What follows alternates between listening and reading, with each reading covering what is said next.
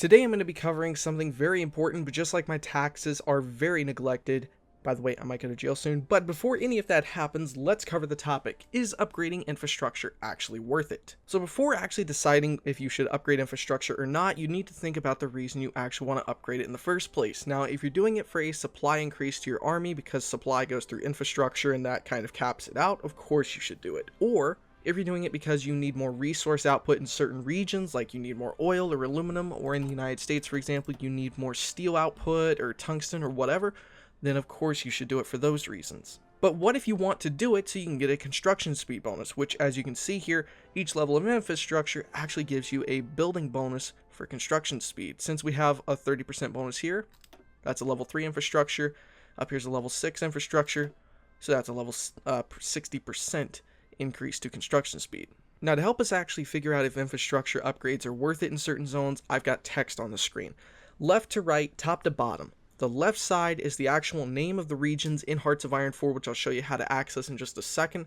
And then on the right hand side, on the same line, is the amount of building slots you start out with. You can also check to see what state has these levels by just simply clicking one. So for an example here in Texas, we have a metropolitan region. So that would be plus 10. As you can see, we have 10 building slots. Then over here, we have the same thing, plus 10. But then if we go north, we have a rural region, which is 2. So it only has 2 building slots, and so on. Now, you can actually increase the amount of these places by 20% on each level through your industry tech. If you go down here, each one of these on the left and right side, all the way down, no matter what, each level gives you an additional 20% to the amount of civilian or building slots that are going to be available in that state after you've gotten the technology. Now, you're probably thinking to yourself, okay, well, that's all cool and everything, but why do those numbers and those states and all that stuff actually play a role? Obviously, the construction speed bonus speaks for itself, but like the regions and stuff, that actually plays a larger role in this. Say you start out with 2 states in the US at level 8 infrastructure. I'm using Ohio here and North Dakota up here. Now, if we max them both out for another 20% building speed, you're going to end up then getting dispersed or concentrated industries. So you max them both out to 100% and you're thinking, okay, I've got a 100% building speed bonus. Now it's time to start building. Actually, up here in Ohio, or North Dakota to be exact, it's going to be a complete waste. And here's the reason why. If you end up going down to your industry tech and either going down concentrated or dispersed, if we use the first level, that's only going to give you a plus 20% of factories in the state. Now, what does that mean? That means you're going to get an additional 20% on 2 factories. Now, that plus 20% means you're only going to have 2.40 factories. And the way Hearts of Iron 4 works, it actually rounds it to the closest number. So if you just maxed out infrastructure in this zone, it is completely worthless just for the building speed bonus, because you just spent more infrastructure and cost than you're going to get by building a factory with the bonus. Now, if we look over here at an area like Ohio, for example, it's completely different. What's going to happen here is because we're getting a 20% bonus on 10 available slots because of the region, that's going to allow us to build 2 additional factories, compared to if we built infrastructure here in the beginning for that bonus, we wouldn't even have another factory yet. So that would kind of make it kind of obvious that it's worthless. Now, I know you guys are expecting me to give some kind of magic number on which is the most effective amount to build to a ratio and stuff, and I will, sort of, in a couple minutes. But first, I'm going to show you how to come up with your own magic number, just in case in the future with a new DLC or something, this stuff ever actually changes, so that way you can continuously use this little guide to help you decide if it's worth it or not.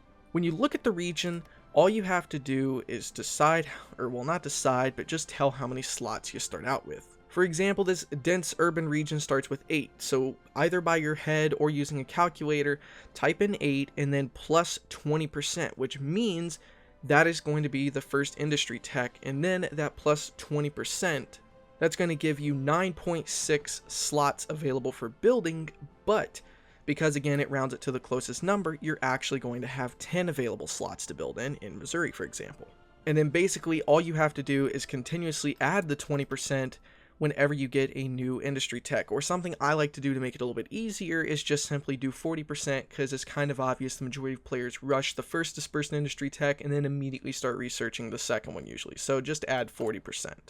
Now you're probably wondering, why does all this actually matter and how does it all play together and how is this guy in my head? First off, this place in your head is very scary. Second off, it's because if you want to max out infrastructure for a building speed bonus alone, it's kind of pointless to waste all that building time going from a level 3 to a level 10 infrastructure to get a 70% bonus to just build 2 factories. Now I'm sure someone out there is going to point out that I'm wrong with this, so if you do the actual math like I've done, and I guess if you notice I've done something incorrectly, please go in the comments and actually post the correct math if someone actually has a good math, back solution. But personally, the way I always do this is each level of infrastructure that I'm going to upgrade, I always think that there has to be at least 2 extra building slots for a military factory idea, or 1 extra slot for a civilian factory to make the bonus actually worth it. So if I wanted to upgrade in, say for example, Minnesota here, it's 6, so I would think, okay, if I upgrade each level of infrastructure and then I compare it to those bonuses I get from the industry tech, am I going to unlock a minimum of, for every level of infrastructure I add, 1 extra civilian factory or 2 extra military factories? If I can't get those numbers out of upgrading just for construction speed bonus, I will not do it there. And basically, this is why and how the math actually ends up adding up on it, basically. Also, by the way, only use this strat if you start out with a level 5 infrastructure zone, and this is why. A level 5 infrastructure zone gives a 50% construction speed bonus at the very start. Now, a military factory costs 7,200 construction cost. If you build it in a level 5 infrastructure zone, that means that a military factory is going to cost 3,600, which is just slightly more expensive than it would be for the infrastructure itself to be added, which is 3,000. And that's kind of why I like to say at least 2 military factories, because that way you're not wasting the production. So if you have a 50% bonus, then you'll be able to fit 2 military factories in there for just about the correct cost of the infrastructure and just slightly under it in the end game. Or 1 civilian factory in the same kind of idea.